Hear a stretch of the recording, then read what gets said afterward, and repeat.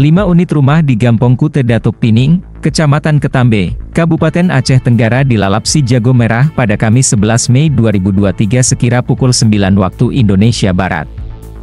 Menurut kepala desa setempat, sumber api kebakaran itu berasal dari arah dapur salah satu rumah warga yang ikut terbakar.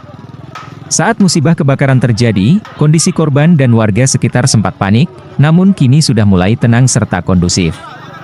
Proses pemadaman api dilakukan oleh warga sekitar, serta dibantu personel TNI dan Polri.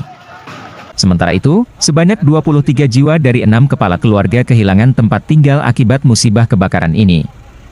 Tidak ada korban jiwa maupun luka dalam musibah kebakaran tersebut. Kerugian material dari 5 unit rumah yang terbakar itu diperkirakan sebesar 1 miliar rupiah. Dari Aceh Tenggara, Ricky Okta, AJNN, mengabarkan.